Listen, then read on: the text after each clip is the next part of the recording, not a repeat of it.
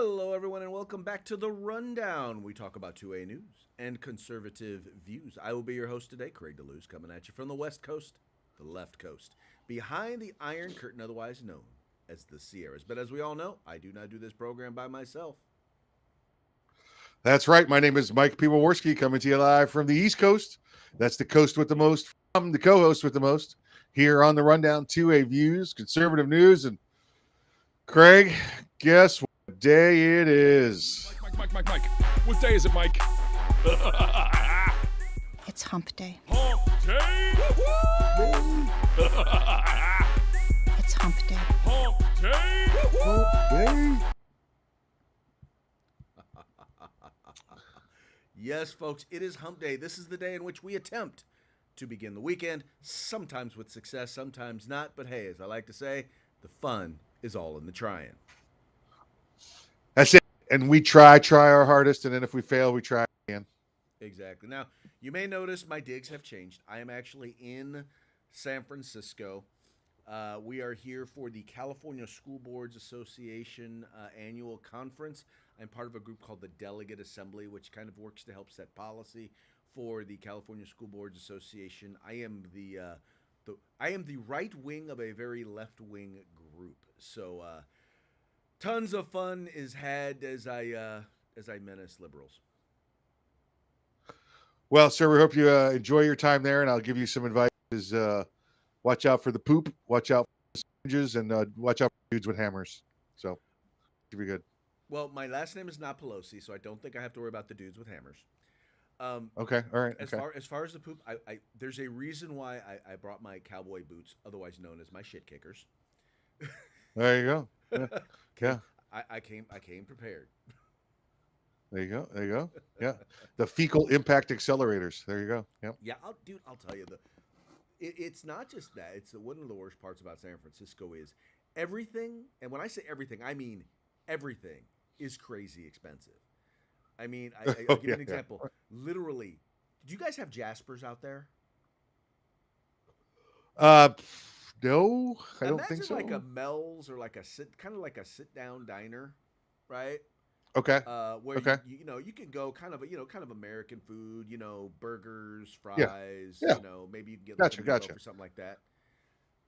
Yeah. At a Jasper's, burger and fries, $28. Yeah. Well, that's what happens when you pay $15 an hour for the person cooking the fries. I think it's probably getting somewhere up around 20, but it's crazy because now like in well, there was a time I remember in even in San Diego, $30 could get you a very nice steak dinner. Oh yeah. Yeah. Absolutely. Yeah. Yeah. It's this has gone crazy. And listen, the whole inflation thing isn't helping, but it's making going out unaffordable. Yeah. It is. It most definitely is. But hey, you know what? I'm here. We're gonna have a good time. Me and the wife are here. We're gonna have a good time and get some interesting policy done and stuff like that there. But more importantly, we're here for the show. By the way, folks, that's the reason why we didn't do the program yesterday. Apologize about that.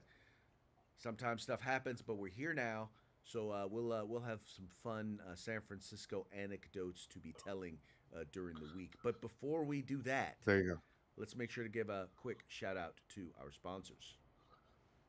Yeah, let's say hi to Hitman Industries, hitmanindustries.net. Got yourself an AR in the past 5 years. Probably got one of their barrels and don't even know it. Well, now you can buy from them factory direct. Just go to hitmanindustries.net. California Republican Assembly fighting the good fight behind enemy lines. Now you can take part in California's future today. Make sure you check out the California 6th congressional race while you're there. If you want the best in tactical concealed holsters on the market, get on over to Hog Holsters. That's HAWG holsters.com, hogholsters.com. Use the discount code The Rundown, all one word, all caps, no spaces. Get a nice little discount there. And if you're looking for some tactical gear, whether you're going indoors, outdoors, hunting, camping, fishing, whatever it is, you can get everything but the gun at uscombatgear.com. That's right, folks. These are our sponsors. They bring us to you so that we can bring you to them. Do us a favor. Do them a favor. Do yourself a favor. Visit the website. We make it real simple. The links are in the description to this program. All you got to do is click on it, go check them out. If you like what you see, spend some money with them, and tell them it was the guys over at The Rundown that sent you. There you go. There you go. All right, well, let's get into today's stories. Let's see. What do we have over here? OVE. Story number one. Y'all will love this one. Talking about young liberal white women and mental health. That's right. Now, first of all, I think all of us kind of have always kind of believed that liberalism is a bit of a mental disorder. In particular, progressivism is a mental disorder, and I don't know why I still have Mike up here instead of having myself up here. But I appreciate you, Mike. Anyway.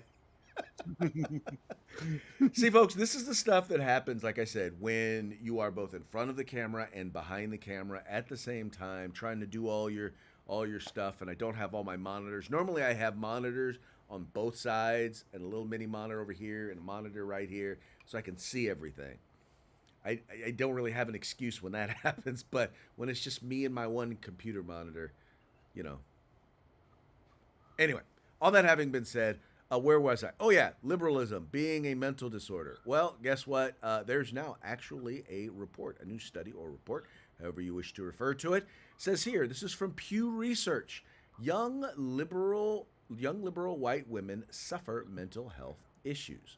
And notice they talked to specifically liberal white women. It says here is a common tactic of the politically charged on either side and normally perceived as a cheap one at that, to take the particular adherence of an ideology and equate that die-hard worship to mental illness. Conservatives label younger liberal generations as snowflakes or as having Trump derangement syndrome if they don't like the past president. Liberals and progressives label right-wing individuals and conservatives as racist, bigots, misogynists, etc., resorting to this type of lowbrow behavior might once have been as an excuse not to address the actual issues or beliefs at hand. But now, ad hominem attacks are more common than not. Going on to read the full article. This is over at Evie, and no, I do not wish to subscribe. Are you? Use your phone number. Use your phone number. Use your phone number. Yeah, no, not going to do that. Thank you very much. Okay, so I guess to read the entire article, you have to go over to. I probably should have clicked on that before I did it. Anyway. Yeah, no. Let's do. That's all right. That's okay. Up yours. Oh, your butt. Up your butt. Gmail.com. There we go. Continue. There you go. Oh, I got to verify. Wow. I cannot believe they did that to me. Okay. Well, okay. Tried to get around that one. I think they figured us out, Mike. Well, yeah, anyway, up yours.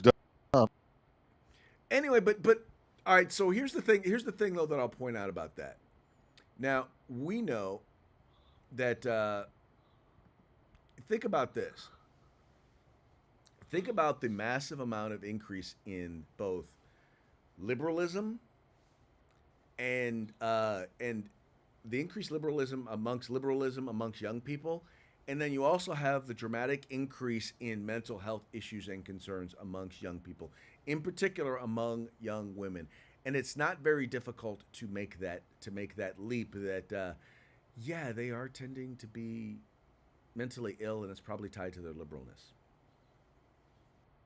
Yeah, Craig.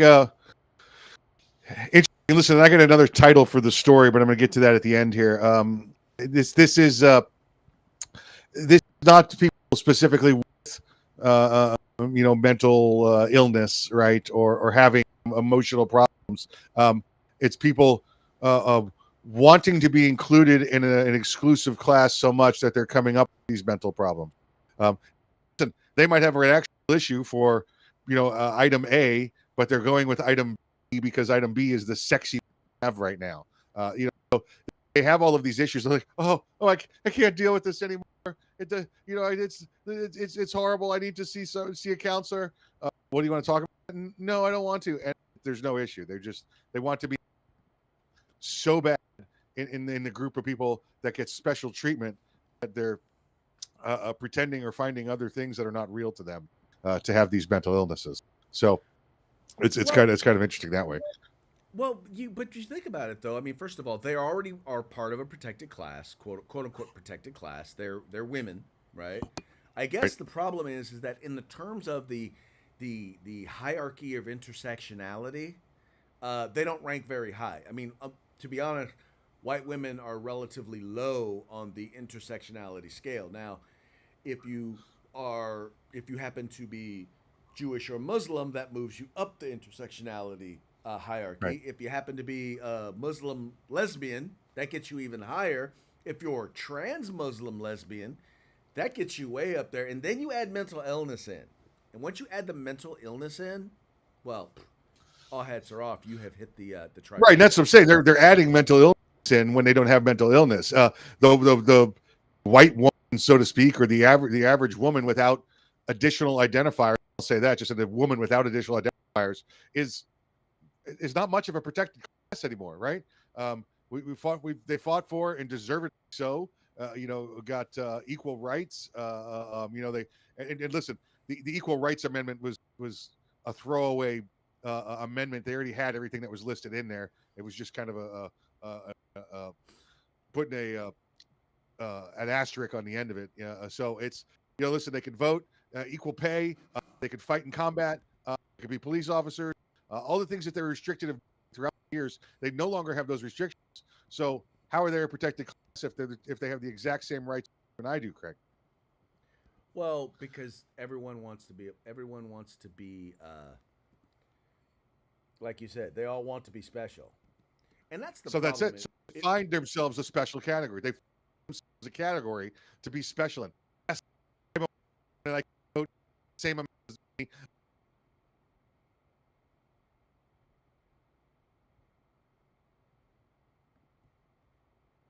There's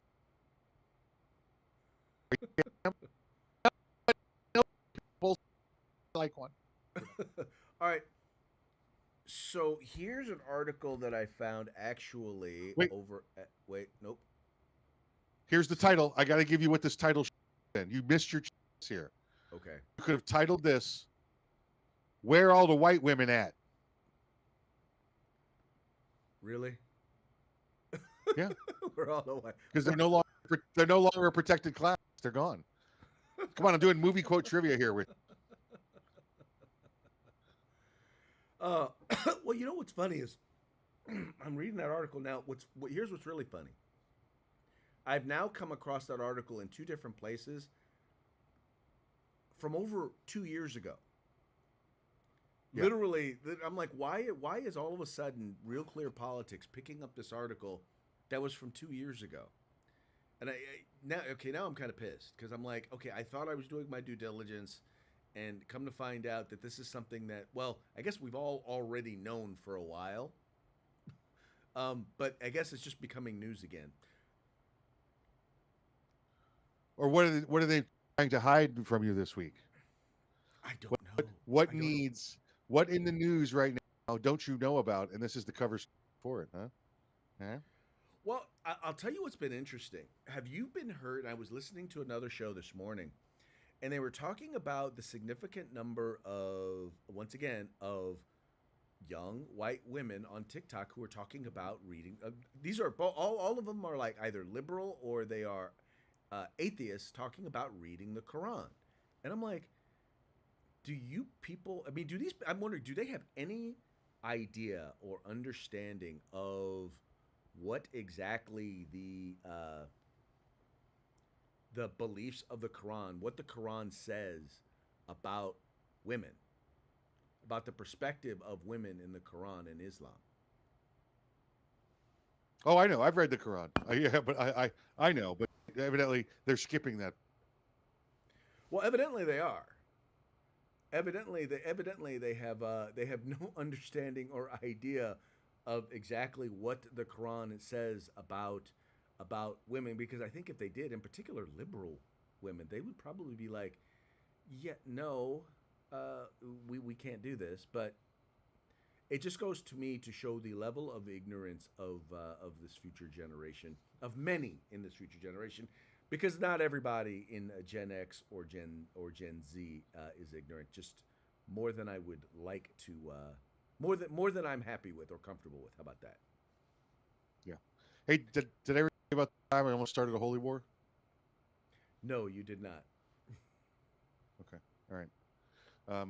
I while in Afghanistan, it was very early in the war, starting to get a lot of the friendly combatants, laptops, our older laptops and stuff like that, and they many of them have never seen a Quran before, and we couldn't order Quran. But we had copies of them on CDs, right? So we ordered a tower, towers where you can make multiple CD copies all at once, and we started burning copies of the Quran for them, and the word got out that we were burning copies of the Quran, and they wanted to start a holy war with us, and we were like, dude, we're burning them onto CDs for you. Here you go, we're burning copies for you. That's because that's what you say when you make a copy of as you're burning copies. Burning copies. Well, yeah. Look at you, man, starting holy wars. I figure if there's anybody that I know that could be involved in starting a holy war, it's Mike Piwowarski. Listen, they were at the gate with rifles shaking the gate. You're burning copies of the Quran. Like, yeah, you want one? They're like, what? Like, do you want one? Like, what? What? Yeah, you burn it onto a CD. You don't like burn it with fire? No, you just burn it. Oh, well, thank you. And they left.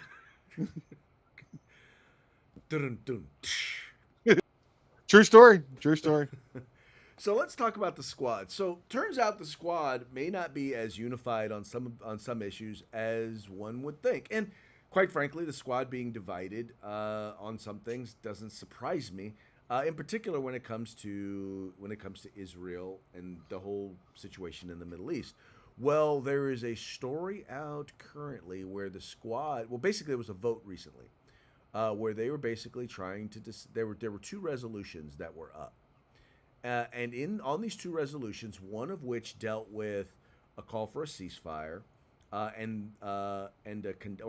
they both called for a ceasefire, but one dealt with the condemning of the October, specifically the October 7th massacre by Hamas, and the other one had dealt with the right of Israel to exist. And it turns out that, well, not everyone on the squad voted the same way. And I'll read a little bit of the story here for you. It says here, the House of Representatives Tuesday voted on reaffirming Israel's right to exist and condemning the terrorist group Hamas, revealed division among members of the far-left squad. Representative Rashida Tlaib, Democrat from Michigan, and Representative Cori Bush, Democrat from Missouri, were the only members of the radical 8-person group to not vote in favor of House Resolution 888, which centered on Israel's existence. Tlaib was the only member of the House who chose to vote present, while Bush didn't vote. Bush similarly didn't vote on House Resolution 793, which condemned Hamas's brutal October 7th attack against Israel and demanded an immediate release of its remaining hostages taken in the attack. However, Tlaib joined the rest of her squad colleagues in voting for the resolution, despite her past refusals to condemn the attack. So it sounds like there is, well, first of all, let's just be honest. Cori Bush is, I don't think her position is at all ideologically driven. I think she is just a liberal left-wing.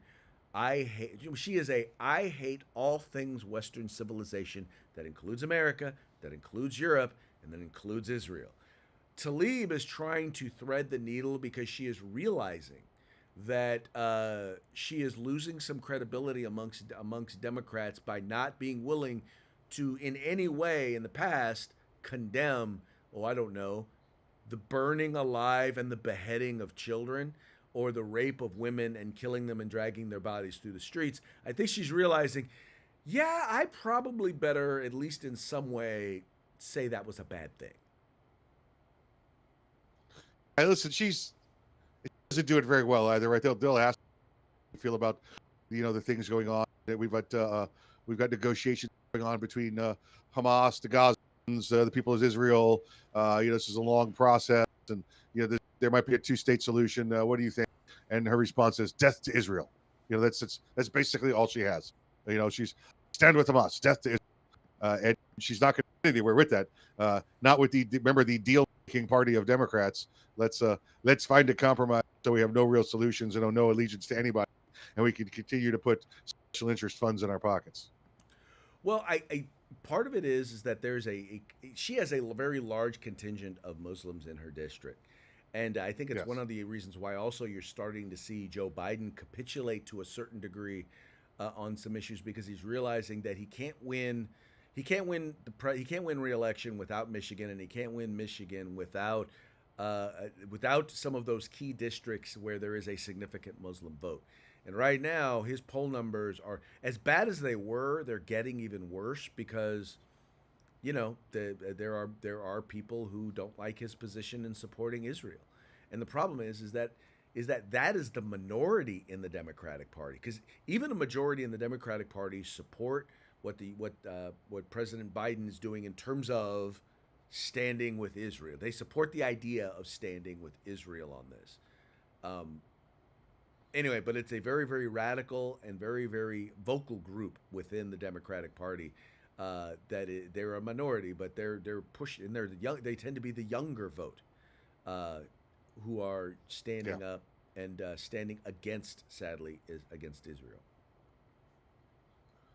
Yeah, and that's the the first generation Muslims there in those that have come from the parents anyway have come from other countries that have been oppressed around the world, and yet now the first gen's got it easy. So we're Muslim, same thing.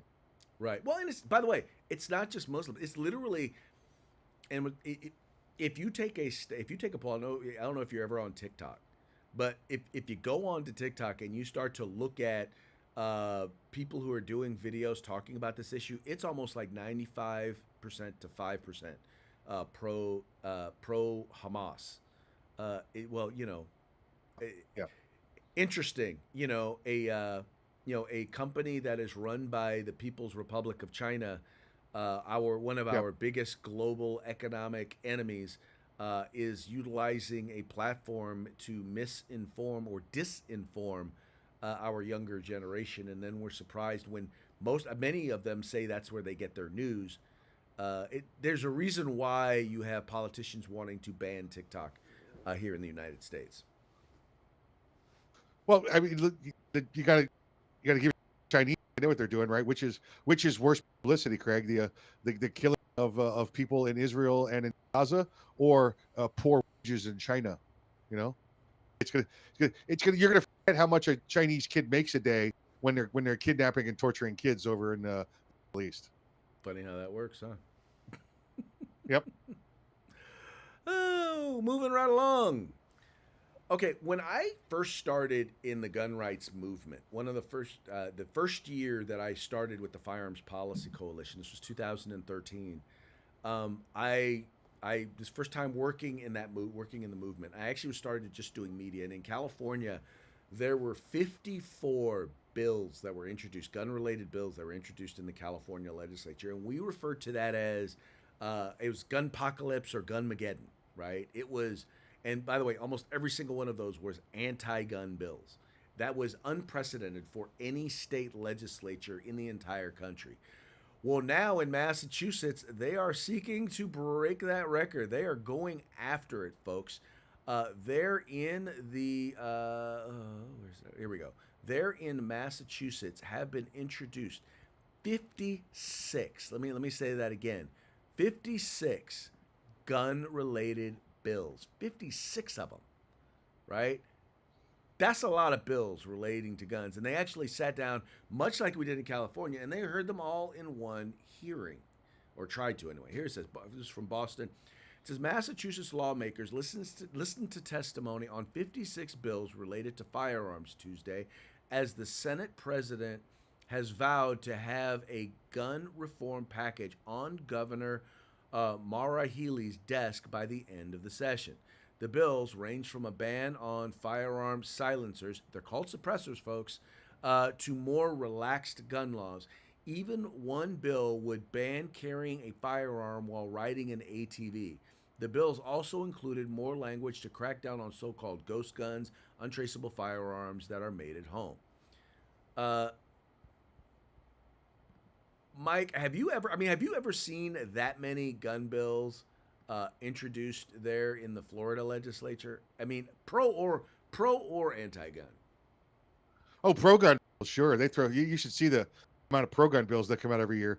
They have to pick through them. Go, what's the top 10 we could put across? We don't have time to deal with the rest of them. They put out a ridiculous amount of pro gun bills here every year. Craig, ironically, I know you have 54 gun apocalypse in California. Well, it's Massachusetts. You start at the scale of the population and the scale of the size. 56 is phenomenal. And if you take all 56 bills and print them out and lay them end to end, they'll actually wrap twice around Massachusetts. That's how many bills they've introduced in Massachusetts. Wow. Mike, the worst part about it is most of the people who are putting forth these bills know nothing about firearms. They know nothing about firearms technology, and they really don't understand what they're talking about. And the worst part is they don't care. They don't care. They don't care to know. And when you try and educate them to help them to understand number one, why this bill is unconstitutional. Then number two, why this bill doesn't do what you say it's going to do. Why it doesn't solve, and number three, why it doesn't solve the problem that you claim you want to solve. Once again, 9 times out of 10, they just don't care. Yeah, well, for about the unconstitutional part, we know they don't care about that, and they continue to put unconstitutional. You mentioned one or two of them right in there, concerning ghost firearms and ghost guns, which we've already seen again in the past 2 weeks be declared as unconstitutional. So we don't even have to worry about that. They're doing the litigator lawsuit theory here. We're gonna dump so many of them on them that there's so much paperwork, so many hearings, so many meetings that there's no possible way all of the organizations, pro-rights, pro-gun organizations out there could stop all of them from going through. They're gonna drown the state and drown the pro-gun people with paperwork so they can push through what they want to push through. And on top of that, they're going to make it so that the governor has all these bills on his desk. He's got to sign some of them. If you are a principled individual, you sign the ones bills that you think are good bills, and you don't sign the ones that you think are bad bills, and that's the way you do it. And now, I don't know much about the governor of Massachusetts, so I do not know if that individual, Governor Healy, is principled or not. I'm going to go with not. Yeah, go with not. I think that's a safe guess. They'll just default on that. Yeah, default on not. Yeah. There you go. All right, moving right along. Here we have Biden blames corporations for inflation. Now, this is probably one of the worst branding mistakes. I mean, this is right up there with Bud Light. And their decision to their partnership with Dylan Mulvaney or North Face and their whole, trans thing. It's right up there with that. And that is Biden during a horrible economic time in which everybody agrees that it was government overspending played a significant role in the increase in inflation, that you then turn around. Oh, by the way, then you and that led that increase in spending was created by massive spending, including a bill that you dubbed the Inflation Reduction Act that everyone agreed did nothing to reduce inflation. So we're going to wrap all that up, and we're going to put it in a package, and we're going to call it Bidenomics. And then we're going to start to talk about how Bidenomics is working. While people are seeing massive increases in their fuel costs, massive increases in their energy costs, massive increases in their food costs. While they're watching interest rates on home loans and credit cards start to go through the roof. I mean, the people are talking about the increase in consumer spending. What they're not saying is people aren't getting more. They're not buying more stuff. They're buying the same stuff. The increase in consumer spending is because the cost of products, goods, and services have gone through the roof. And so we're going to turn around and we're going to label it Bidenomics, and then we're wondering why everyone says, yeah, no, Bidenomics sucks. Well, now you've got the president once again out there pushing the idea that, well, no, it's not government overspending, it's corporations that are the problem. It says here, Joe Biden resurrects his claim that gouging is the fault for high prices. President Joe Biden plunged himself back into the spotlight of public dismay with the economy on Monday, repeating his charge that businesses' price gouging is to blame for the high inflation that has battered the U.S. economy for 30 months and soured public on his administration's policies. In remarks intended to bolster long-sagging public approval of his economic policies, Biden insisted that businesses were price gouging if they have not brought down their prices as inflation rate has declined. Any corporation that has not brought their prices back down, even as inflation has come down, even as the supply chains have been rebuilt, it's time to stop price gouging, Biden said at the launch of the new White House supply chain initiative, Give the American Consumer a Break. Now, Mike, what gets me about this is this. He's talking about how inflation has come down, but he's demonstrating it's either ignorance or a flat-out lie, because what's happened is inflation hasn't gone down. We don't have deflation. We don't have prices going down. Prices just aren't going up in all areas as fast as they were. So they want companies that are now still paying more. So in other words, if you paid, if you were paying, $100 for the product, for the pieces, or to put together or create your product, the price hasn't gone down, right? Maybe it went from $50 to $100 to buy that stuff over the last 30 months, right? Well, it's not going down. It's just not going up as fast. So why would you lower prices if your costs haven't gone down? Correct, right, Craig, and that's the numbers we're talking about. Is that inflation rate?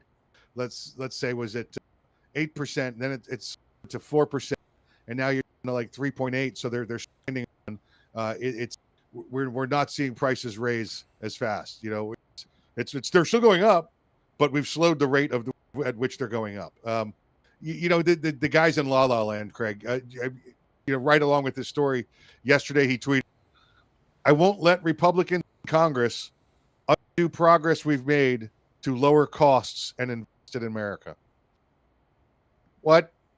Now it's the Republicans in Congress' fault that you've raised prices in the country. But wait, you're trying to confuse people on that, and because you're lowering costs, you've increased inflation, but you've lowered cost. No, sir. None of this makes any sense at all. That's not how this works. That's not how it works.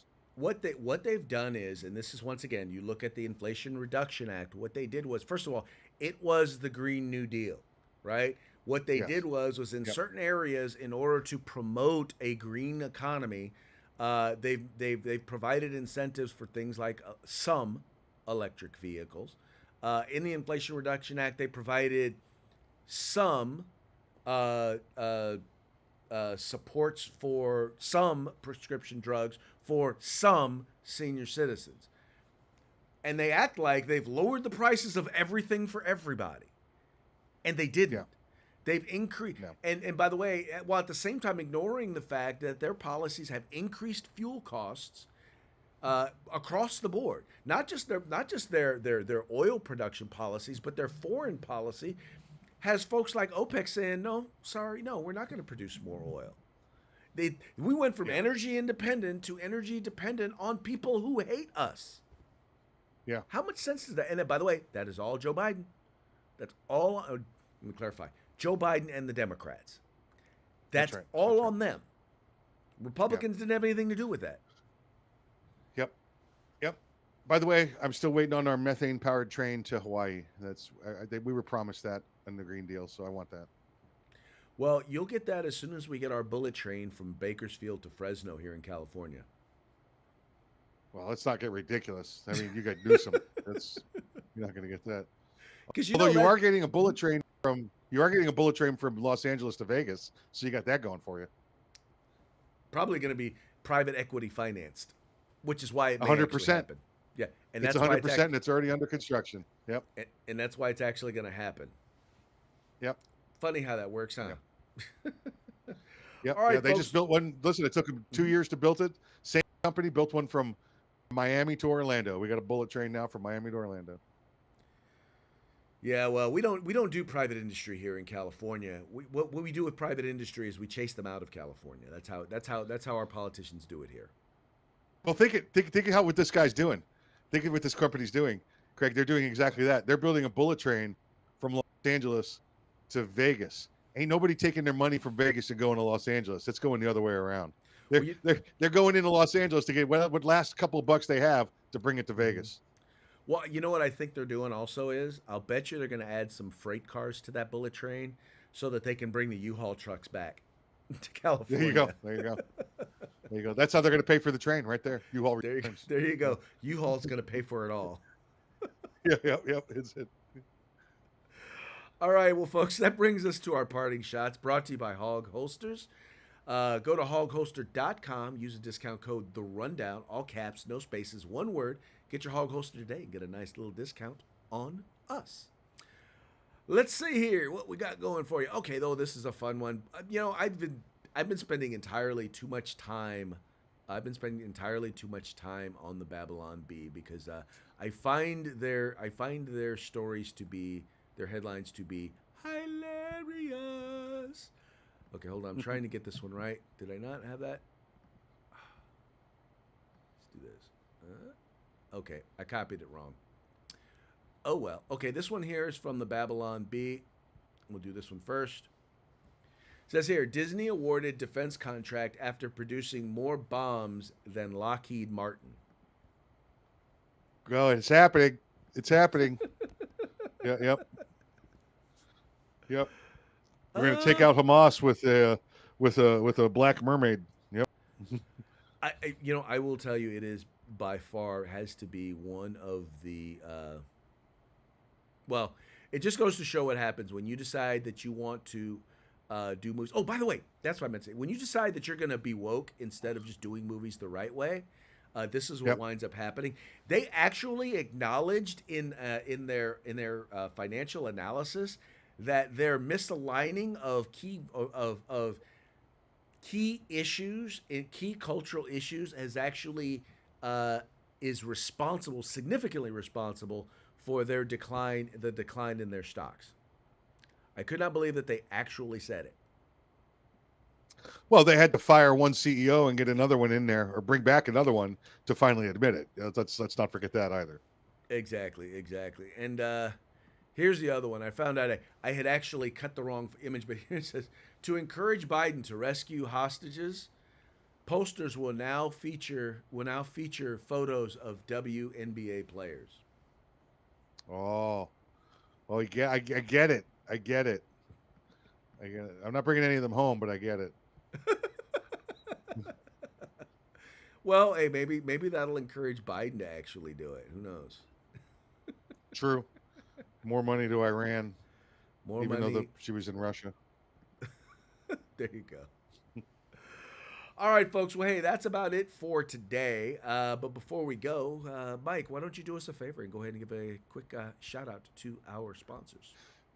Yeah, hitmanindustries.net, hitmanindustries.net. Rifle and pistol caliber barrels available for you at any length for your next AR rifle or pistol build. Check them out at hitmanindustries.net.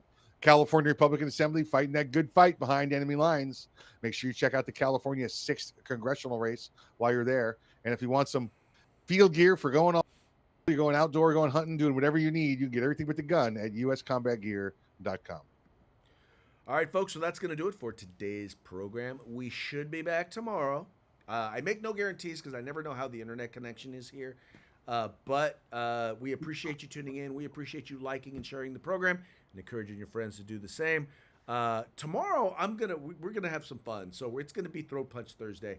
We're gonna find some liberal policies and stuff to talk about and have a good time. So with that, we will talk to you later. Y'all have a good time. Throat Punch Thursday. See you tomorrow. What's up?